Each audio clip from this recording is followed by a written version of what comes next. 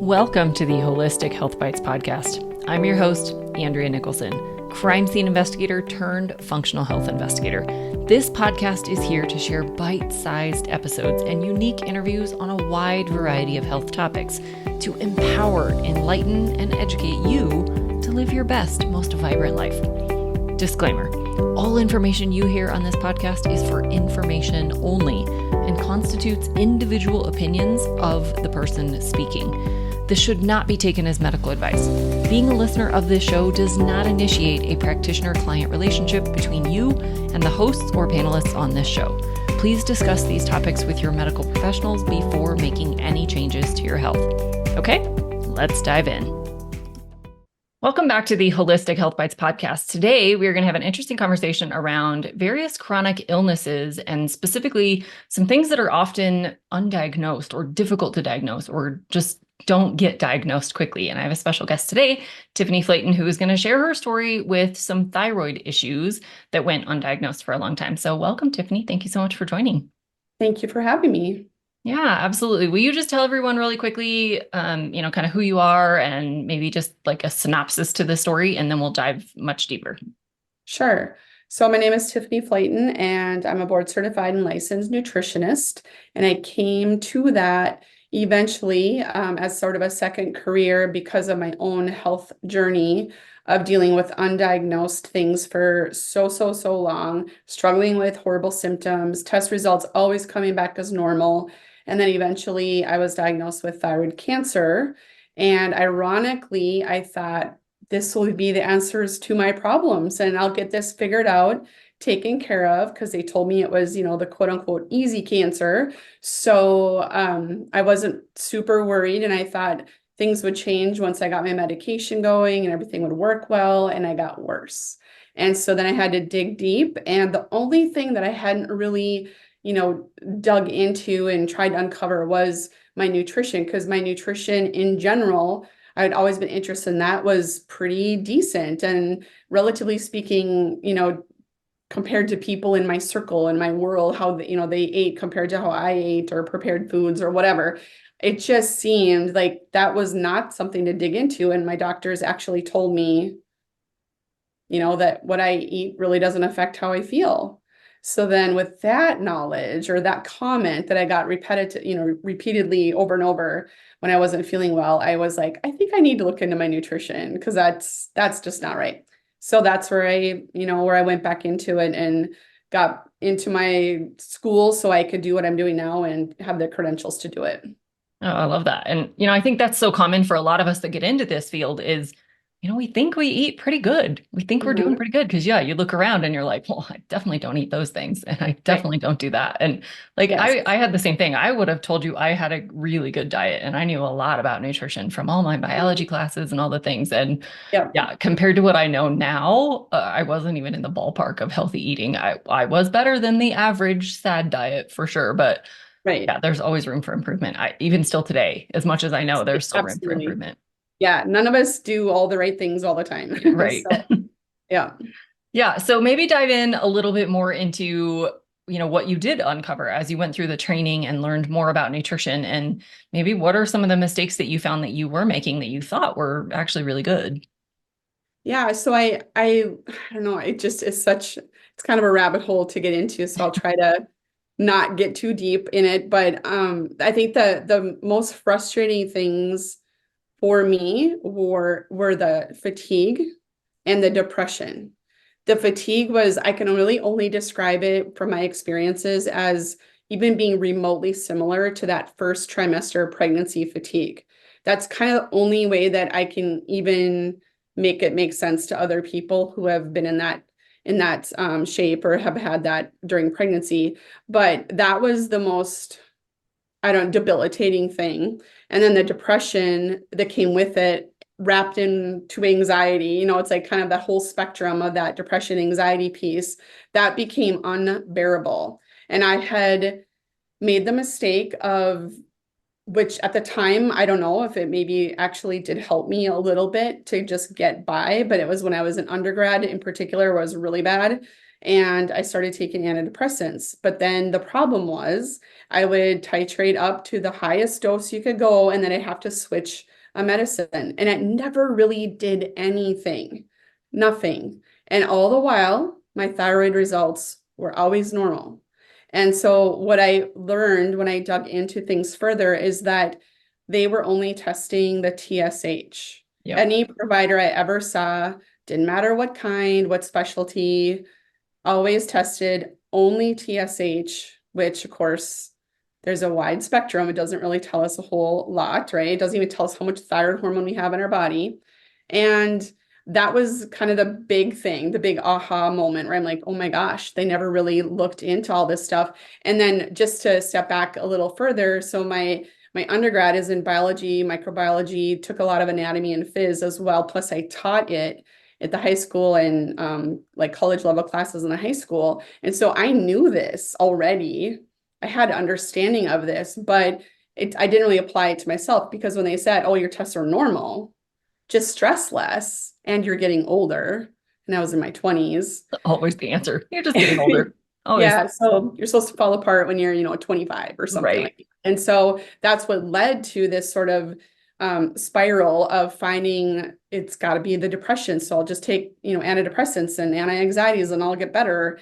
And like I said, it just maybe took the edge off a little bit, but I never understood because then I coupled that because I thought, well, I have to do something also with this, depression to help with the medication. So I needed to do, therapy. So I did years and years and years and years of therapy, which I'm sure helped at some level, but it never made me improve my energy or didn't really improve my mood. It maybe helped me deal with coping with things or whatever, but it didn't help that kind of root cause. And then one of the doctors, a psychiatrist that was managing my meds, he said to me, there is a small population of my patients that seem to do better with their depression if they had just a little bit of thyroid medication. And I said, my thyroid's normal because I had it tested numerous times. So that seems weird. But I tried 25 micrograms of Synthroid. He prescribed that to me and it made all the difference in the world. But then I got pregnant with my first child, and that OB-GYN doctor was very conservative with medications, and she wanted me off everything. So I went off everything, and then the rest is history. Then it just, I never ever really got better. And I wouldn't say I got all the way better with that, but the light sort of was like, wow, this is doing something. But I wasn't able to be on it long enough to, really reap the benefits of it. So I think that is kind of what made me see that there had to have been something more. And then just learning about the nutrition aspect and how the thyroid really affects, the other hormones as well. No, we're not this compartmentalized system that, works independently. Everything flows and works together. And that was the big takeaway that I learned. And so that's where I was like, okay, well, nutrition, biochemistry, we have to get into that to deal with sort of, the root causes. And I know everybody uses that phrase. It's kind of watered down now, but I think we all know what we mean by that. So that's kind of what I dove into. And I think this is an important lesson because so many people think of thyroid, they think of weight gain or, these kind of more common symptoms. But depression, cholesterol issues, constipation, there's all these other things that can play in with a thyroid imbalance. And then, of course, there's all the other related hormones like insulin resistance and leptin resistance and, just sex hormones that also play into thyroid. So it really is important to get to why are you having whatever it is you're having, rather than just throwing a medication at it, which isn't going to fix the problem. That's not even helping you identify the actual problem. It's just kind of fixing the symptom in the moment. Maybe it doesn't even always work. Hopefully, so, I think this is a really important lesson. So let's dive a little bit more into the nutrition side of things. What did you find maybe that you were doing a little, maybe not so perfect with your diet that ultimately did make a difference when you went more into the nutrition side of the healing? The first thing was I was just thinking, okay, what can I do about inflammation? Which I know I could feel it sort of at that obvious level with my first pregnancy. I had preeclampsia. So obviously a lot of inflammation, that obviously very stressful on the body too. That among other things just going on in my life at the time as well, I think, really kind of spurred those symptoms to be worse. So I thought, well, I need to deal with this inflammation, and probably one of the first things I could do is go gluten-free, see about the gluten thing with me. I wasn't thinking I had celiac disease, but I thought I must have had some kind of sensitivity to it. Testing did confirm that I did have a high level of sensitivity to it from some of the alternative testing things that we can do to look at that, among other things. So I first had, excuse me, first had gone gluten-free, and I started to see a difference within a week. And the difference is that I felt I didn't have typical GI symptoms like a lot of people do with gluten, but I had the swelling, I had the swelling in the face, I had mood issues, lots of depression, lots of anxiety, irritability, where that sometimes is we're just told as women, that's just your hormones. You're just hormonal. And which, yeah, we are hormonal because we have hormones, so do men. But the thing is for me, the gluten there is a peptide within those that can affect, the brain and how you function that way. So it was affecting my mental health for sure, but the inflammation was huge. So that I could tell within a week. Then I think the next thing was in that panel that I told you about that I saw the sensitivity to gluten was also, dairy, casein, protein, as well as soy and eggs. So instead of just doing kind of one thing at a time, because I was so desperate to feel better, I just eliminated all of it. I don't necessarily recommend that unless you kind of know what you're doing with it, because it's hard, it's stressful, it limits you a lot. If you have a history of eating disorder like I do, it is not recommended to do that because it kind of spurs that along and makes you afraid to eat. But I was so desperate to feel better. And so I did it.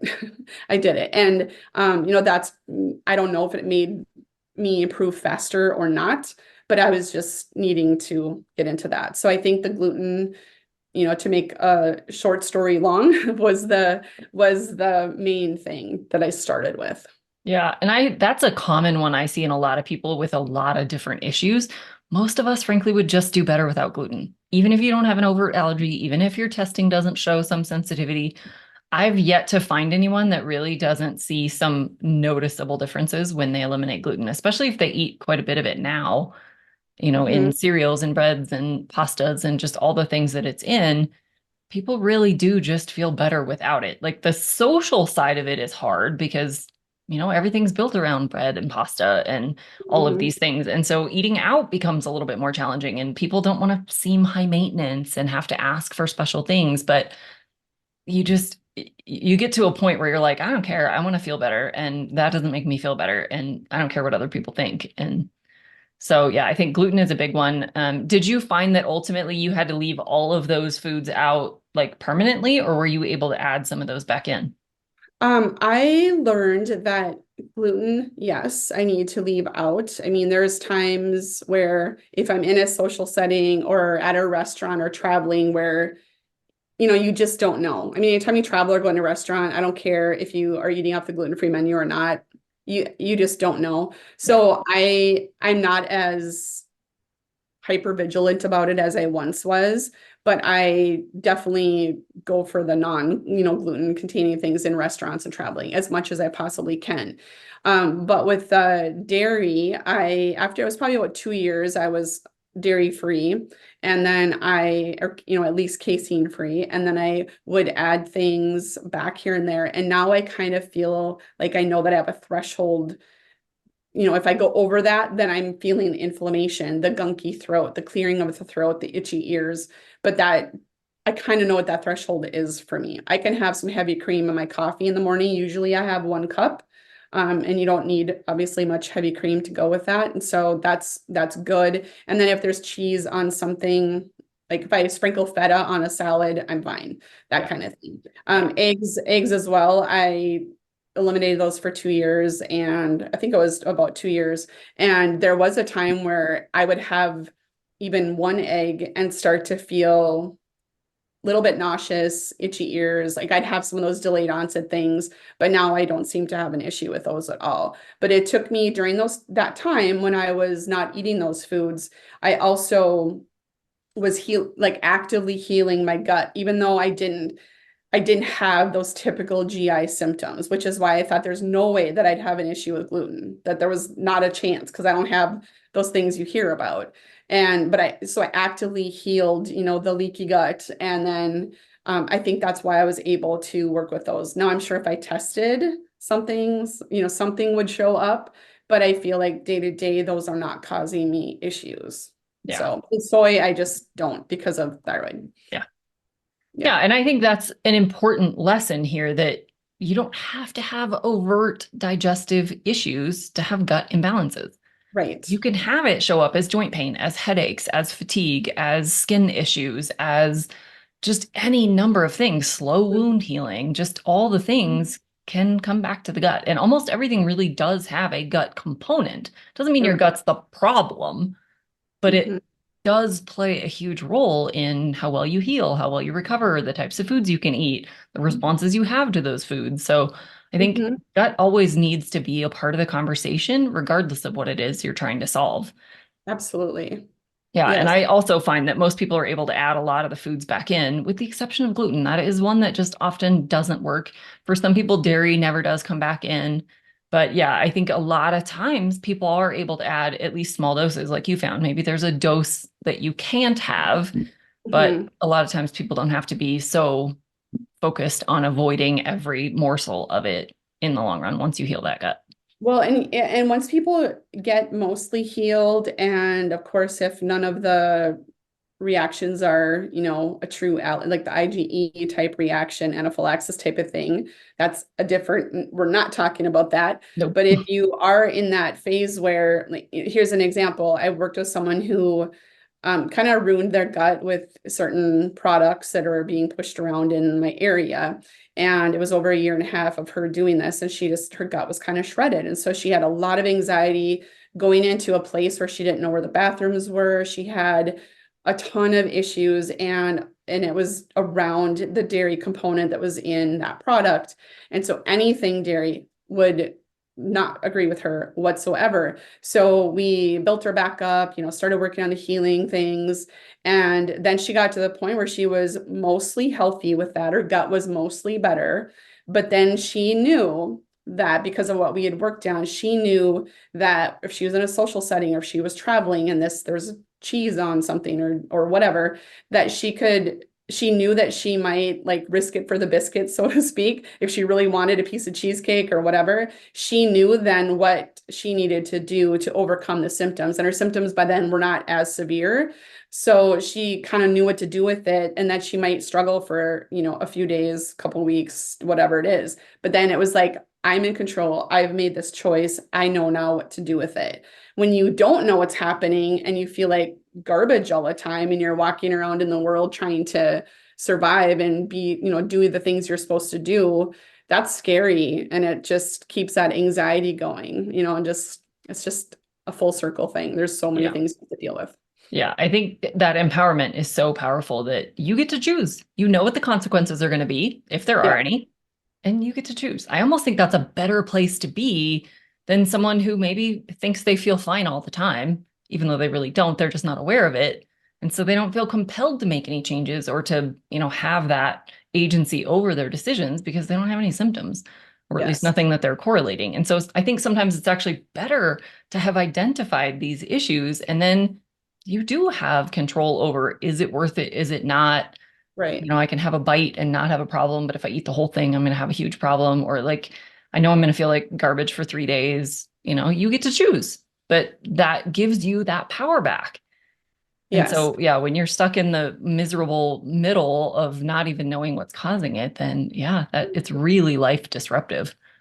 Yeah, when people don't even know what they don't know. Yeah. It's they like, you made the point, people don't even know that they feel bad because it's their normal. Yeah. And that's kind of a scary point. And I honestly think that I would say I think the people, by the time they come to me, they're very aware because I feel like I'm sort of the last resort for them because they've done all the other things that they know to do.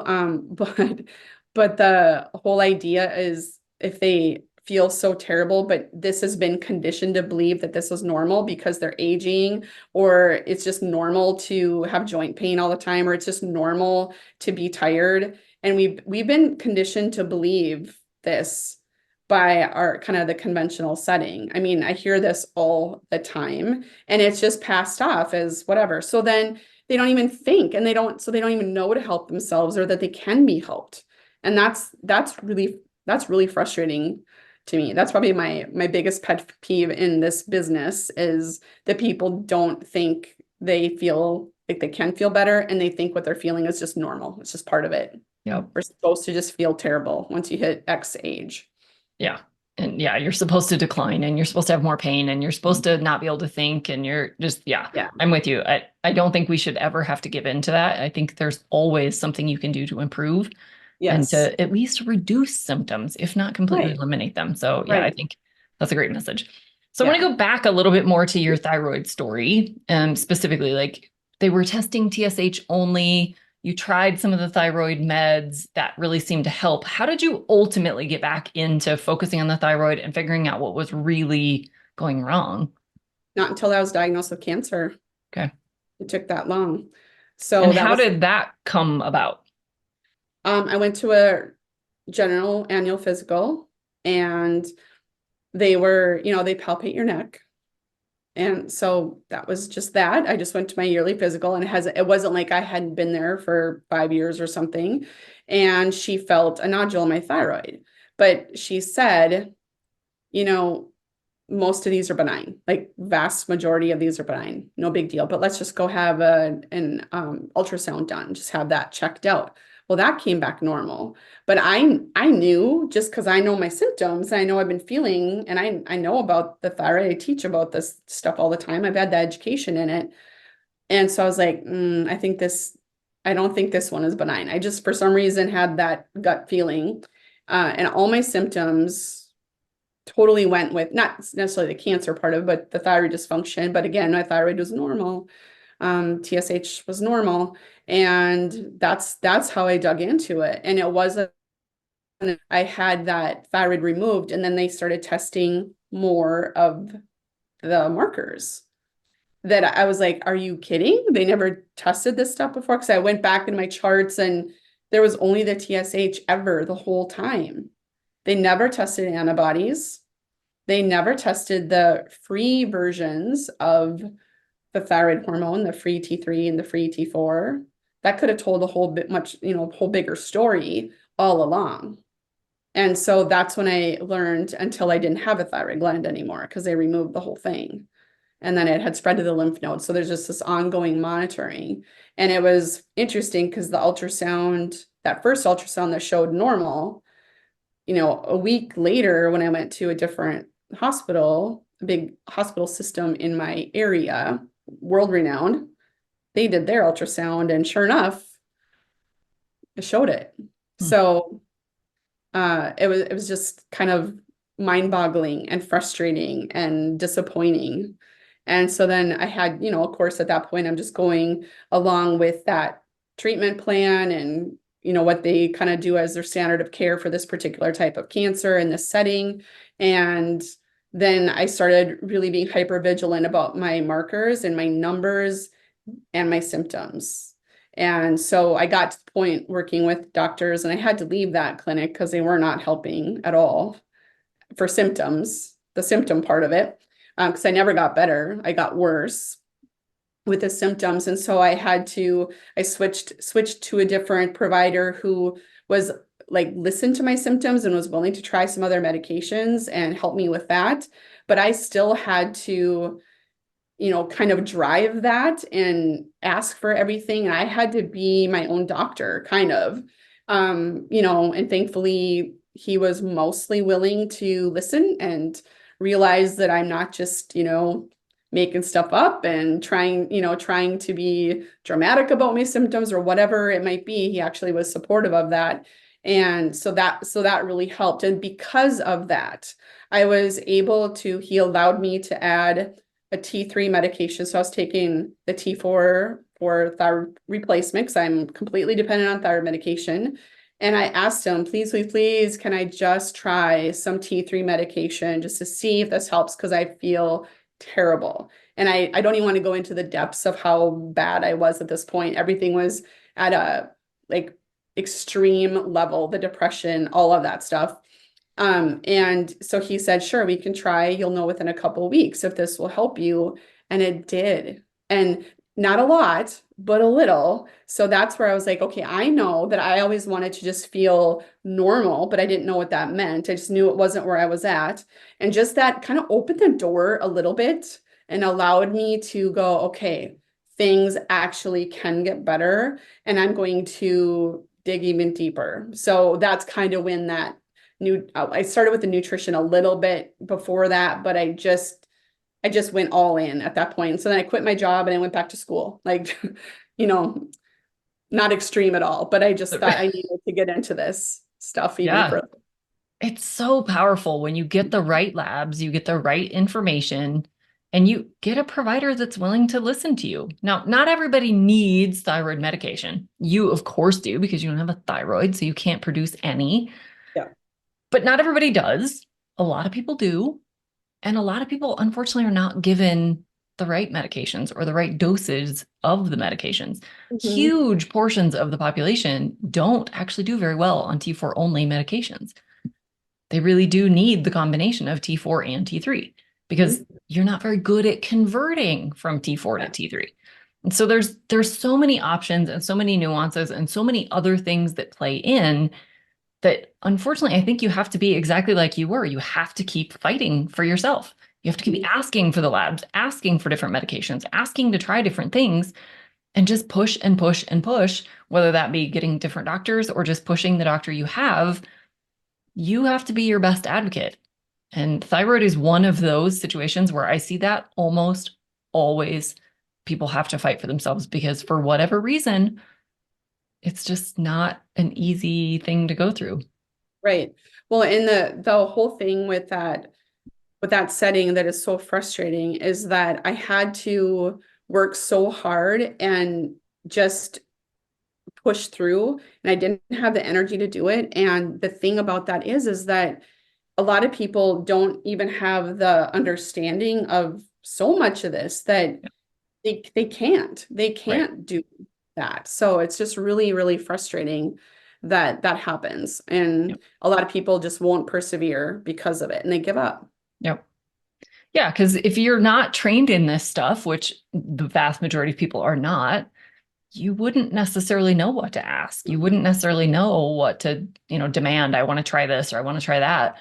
So yeah, you do kind of have to find someone who can help you advocate for yourself, someone who Yeah. does have this information, whether that be a functional medicine practitioner, a licensed nutritionist, someone that actually does have this training that can at least guide you in, what questions to ask, what labs to get. And a lot of us can do some of those things for you. And then you can go back to your doctor and be like, here, this is why I need this other medication or this other thing, or I need to stop this medication.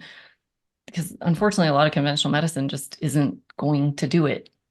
No, and what I encountered and why I left my first place where they diagnosed and did all that, that part was amazing. The diagnosis, the getting things going was absolutely amazing. Um, and I appreciated that. But then the aftercare of, okay, how do you function now? They didn't really, that wasn't their interest. They didn't really care about that so much. And I was actually told when I would push and push and push to ask for other options or additional options, it was very much no, this is not how we do it here. This is not our standard of care. And no, there's nothing else you can do. I mean, I was actually told there's nothing else you can do. Meanwhile, because of the cancer piece, I was on such a high dose of T4 medication to suppress any potential growth and tumors that I was like over medicated basically for that suppression, which I get on some level. But because they didn't test, the reverse T3, all that was being converted into reverse T3 and not free T3. So I had no energy. And obviously I was so stressed out.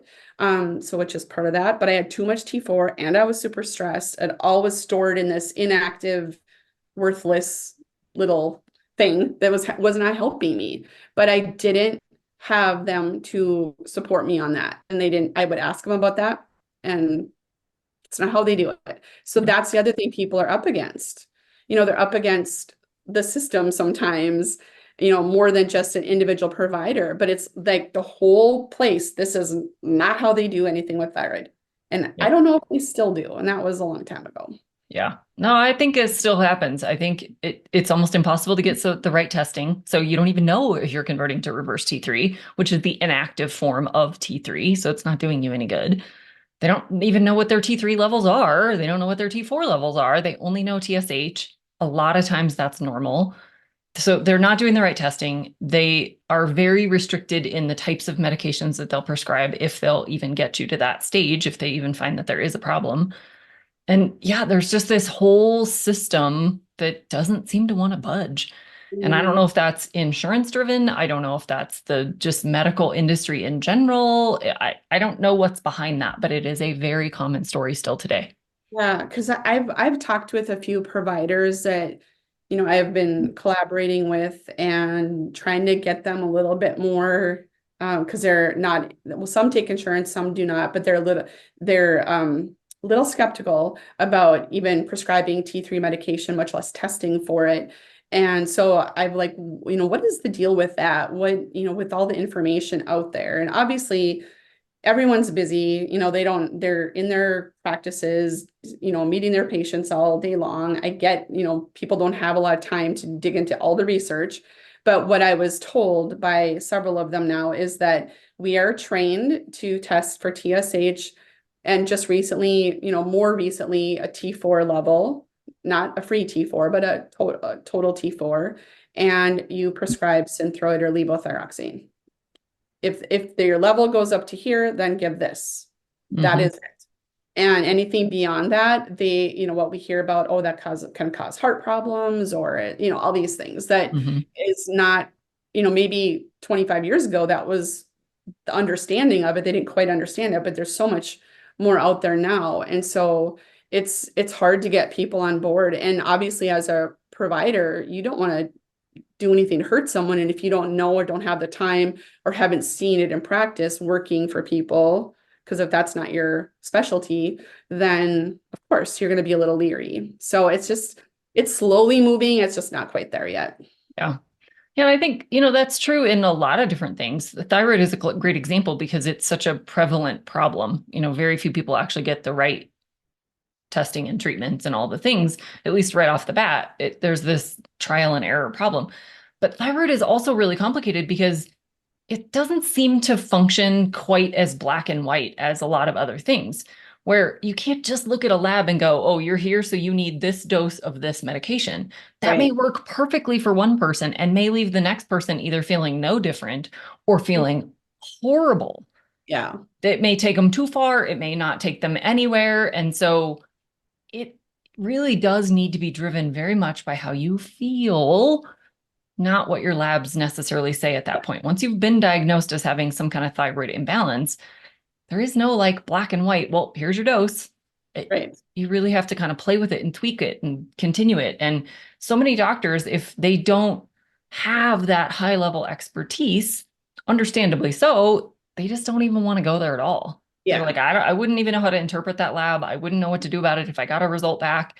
So I just won't even run it. And what they should be doing is saying, this isn't really my specialty. I think you should go see this person who specializes in that. Yes. And for whatever reason, that's just not happening. And I don't have an answer for why that is the case, but that's where I think you have to say, I want to go see a thyroid specialist. Yes. And that's not necessarily an endocrinologist. I mean, it should be. I mean, that should be the obvious thing. But not all endocrinologists, it seems, are thyroid specialists. And so the ones I've been to, usually it seems like in the waiting room, I'm the thyroid person. and I'm younger, had been younger than the most of the other population by 20, 30 years minimum, and they're in there for diabetes. That's like the biggest thing, because obviously that's a huge chronic condition in this country. And so the thyroid, I think it's sort of forgotten. And also in my area, I find that I need to refer people. I'm like, I think you need, just by your labs, I think you need to go find someone, do you have a provider, whatever? And no, I don't have people that I can refer to. I have a few for really getting into the nitty-gritty of the thyroid. It's just not widely available, Yep. unfortunately.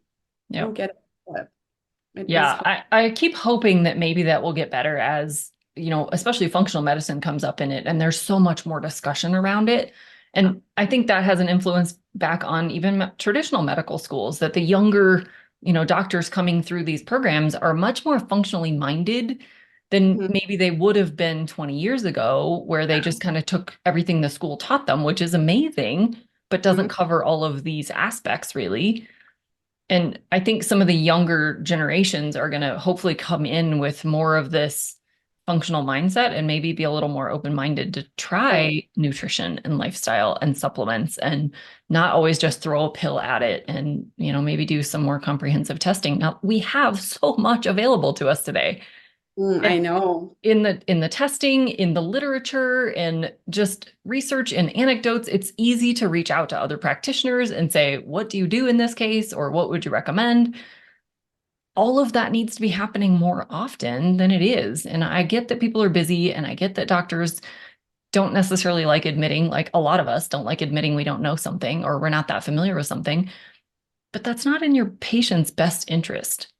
And I think No. we need to kind of get back to that. So I'm hopeful that some of that will change. Like you said, it is slowly shifting. But that's also just the nature of, major industries, is they just move slowly, which Yes. is good. We don't want knee-jerk reactions either, because that No. often doesn't end up doing any better. So, Nope, but it's a big machine, and it's going to take a lot of time to yeah. change a And that little, doesn't help you if you're suffering today. not at It's going to all. take 20 years to turn this ship around.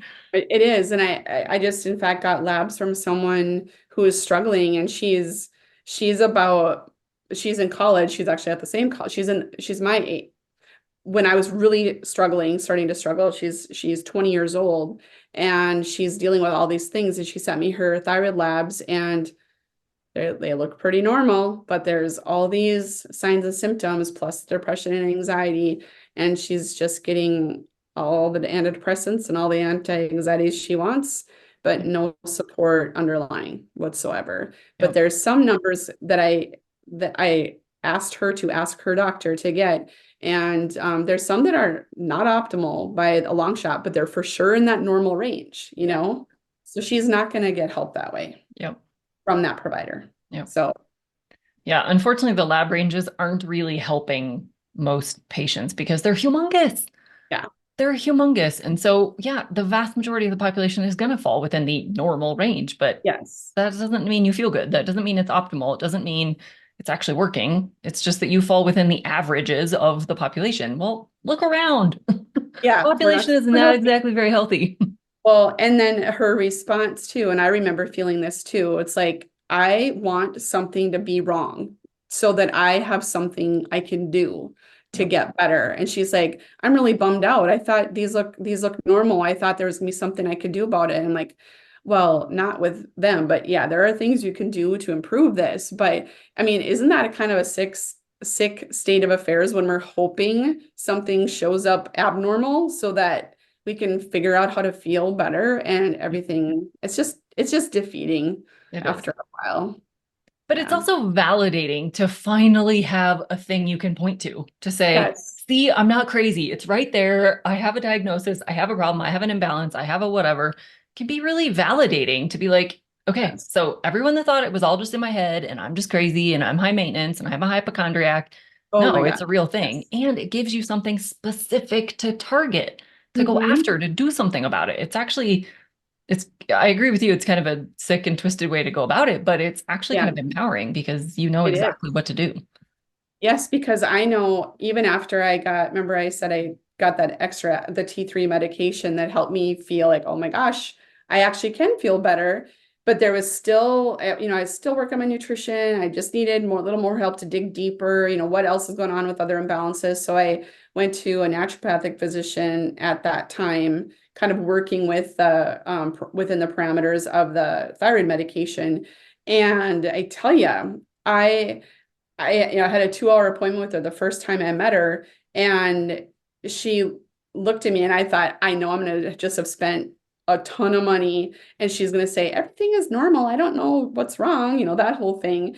And she goes, well, no wonder you feel like you do. There's just no, of course you don't feel good because of this, and this. And I cried because I was like vindicated. I wasn't crazy. I wasn't a hypochondriac. I wasn't all of these things. I wasn't just overly sensitive. I wasn't just lazy or whatever it was. And I felt so vindicated. And with that came the empowerment, even though it was really hard. It was really hard. Yeah. Still crawl out of the hole. It's like, okay, I got something. I can do something about it now. And now I do have more control, because I felt like I had no control before. I was just to take my thyroid meds and be on my way. All I knew I could do before. Right. Yeah. And I think just knowing that there's actions you can take is empowering. So yeah, that's awesome. Let's, if people are interested in learning more about you and, how they can maybe work with you or, learn some of the lessons you've learned for themselves, if they're struggling with these same kinds of symptoms and not getting anywhere with their conventional medicine provider, where would be the best place to send them? So they could go to my website. It's called Rock Bottom Wellness. And I have a monthly membership in there, which I think is, again, very empowering. There's a lot of resources there for people, but if they go into that, they can get a one-on-one call each month, sort of concierge nutrition, and we can help make action steps on a month-to-month basis for accountability and just keeping track on it, but it would be specific to the individual. And there's all kinds of resources there to help people overcome their debilitating fatigue. It's called the Fatigue Fix Inner Circle, because that was like the hot point for me. I was like, I was teaching, full time and 2 little kids. I can't be this fatigued. That was my thing. So that is like the biggest thing that they're going to get out of it, as well as dealing with the depression and anxiety. They're going to start to, get over the weight loss resistance, to start to normalize things out. There's all kinds of resources there for them. So that's kind of my kind of jump in, get your feet wet, and really start to feel better for my monthly membership. I love it. That's so awesome. And it's a unique model. So I think that's a lot of fun. And we will definitely link all that up in the show notes so people can find it really easily. Thank you so much for sharing your story. You've definitely had a wild ride and had, maybe not the ideal journey, but you survived it, you got through it, and now you're sharing it with other people so that they don't have to go through those same things. So I love the mission, and thank you so much for sharing your wisdom. Thanks for having me. I appreciate it. Yeah. To everyone else out there, have a great day, and we'll catch you on future episodes. Thanks for being a faithful listener to the podcast. I'd love it if you left me a 5-star review on this podcast so that others can more easily find this valuable information. Did you know I also work one-on-one with clients? I approach solving health challenges like I approached solving crimes, by conducting a thorough investigation into your case. Sadly, hundreds of millions of people in the US have insulin resistance, prediabetes, and diabetes, and the vast majority have no idea. I'm here to fix that. If you struggle with low energy, stubborn weight, hypertension, sleep disturbances, or any other undesired symptoms, let's talk.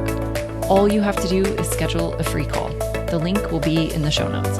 And no, you do not need to live near me.